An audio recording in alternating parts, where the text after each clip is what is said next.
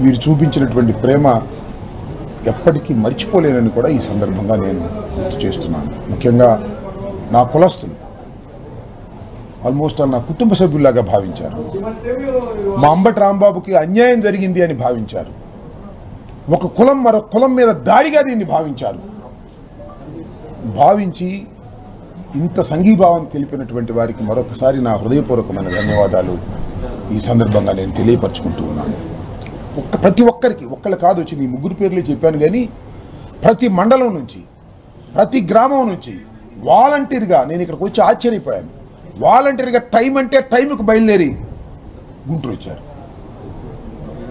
ఊరిని ఒక పిలిపిస్తే చాలు సొంత కారులు పెట్టుకొని మన కుటుంబ సభ్యుడికి ఏదో అన్యాయం జరిగింది వెళ్ళాలనేటువంటి ఉద్దేశంతో మరి పెద్ద ఎత్తున విశాఖపట్నం నుంచి వచ్చారంటే చాలా బాధలో కూడా చాలా సంతోషం అని ఈ సందర్భంగా నేను తెలియపరుస్తున్నాను. అంటే జరిగినటువంటి అంశం ఎంత బలంగా ప్రజల మధ్యకి వెళ్ళింది అనేది ఇక్కడ గుర్తుపెట్టుకోవాలి. 1983లో తెలుగుదేశం ఆవిర్భవించింది. అప్పటి నుంచి ఇప్పటి వరకు ఒకసారి పరిశీలన చేయండి మీరు. సరే, చిన్న చిన్న దాడులు జరిగాయి, గొడవలు జరిగాయి, ఘర్షణలు జరిగాయి, మనం చూస్తున్నాం చరిత్రలో.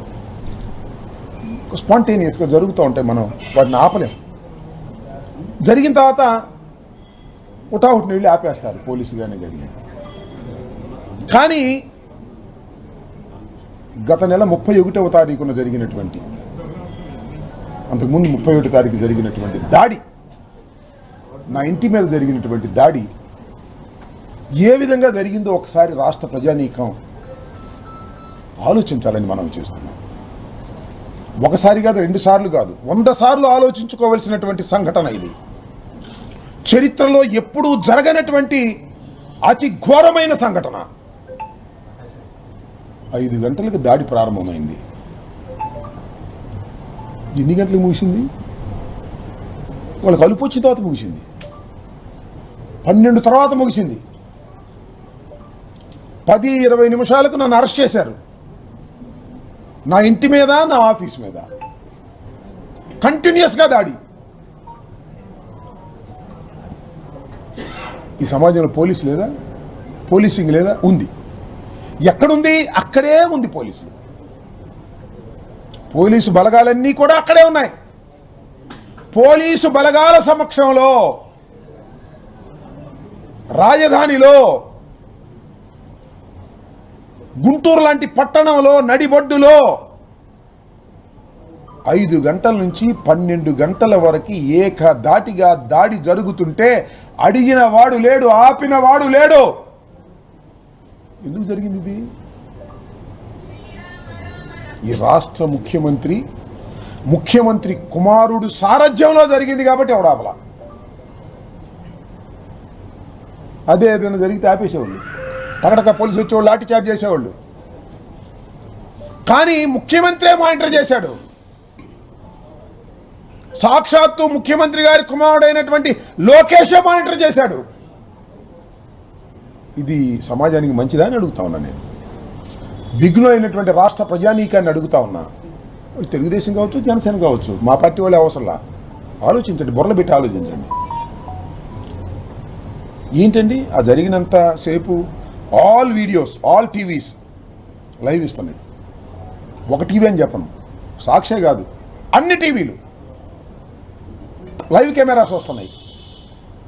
అది నా ఒక పక్కన నా ఇల్లు, ఓ పక్కన నా ఆఫీసు, మధ్యలో జనం, పెట్రోల్ బాంబులు, లాఠీలు, రాడ్డులు, కొట్టటాలు, నిప్పు పెట్టటాలు. చూసేవాళ్ళకి ఏమనిపించింది? అసలు ఈ అంబటి రాంబాబుని చంపేస్తారా, వదిలేస్తారా? This is the suspense.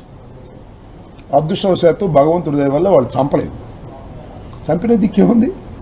చంపితే ఇవాళ 4 రోజులు దాటిపోయి ఉండేది అంతే. ఇంత ఘోరమైన, అన్యాయమైన, అక్రమమైనటువంటి దాడిని ప్రజలు సహిస్తారా? సరే, దాడి అయిపోయింది, ఏం కేసు పెట్టారు? ఏం కేసు రిజిస్టర్ చేశారు? పోలీస్ యంత్రాంగం, నథింగ్. Station bail. నేను చంద్రబాబు నాయుడు గారిని బూతులు తిట్టానని మళ్ళా క్షమాపణ చెప్పిన తర్వాత దాడి చేసి 18 రోజులు జైలుకి పంపించారు. దాడి చేసి సర్వనాశనం చేసి కార్లు పగలగొట్టి చంపడానికి ప్రయత్నం చేసిన వాళ్ళకి తక్కన బెయిల్. ఏంటిది?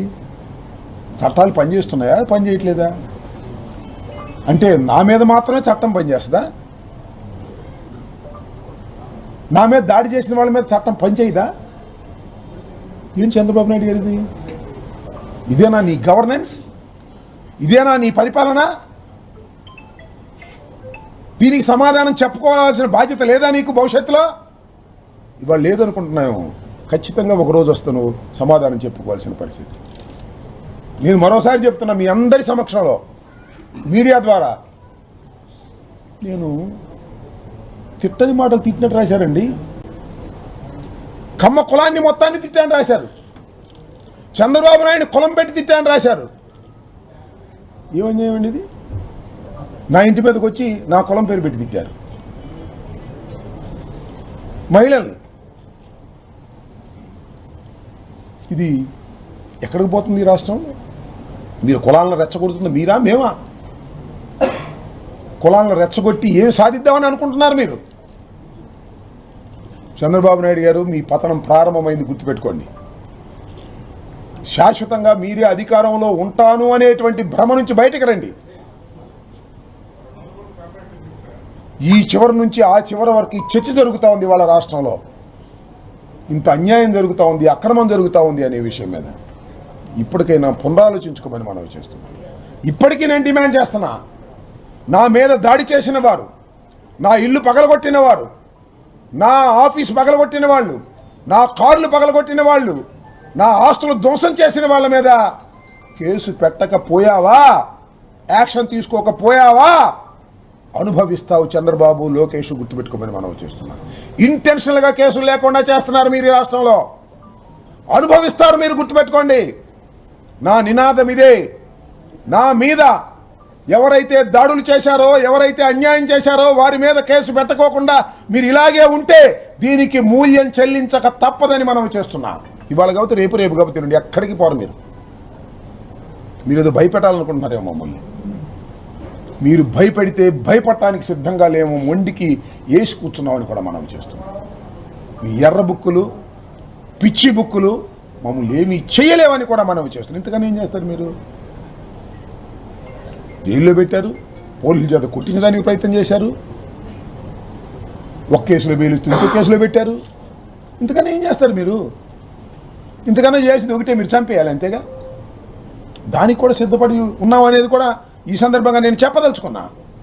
కాబట్టి నారా చంద్రబాబు నాయుడు గారు, లోకేష్ గారి పరిపాలనలో చాలా దురదృష్టకరమైనటువంటి సంఘటనలు సంవత్సరంలో 2 సంవత్సరాల లోపే జరుగుతూ ఉన్నాయి.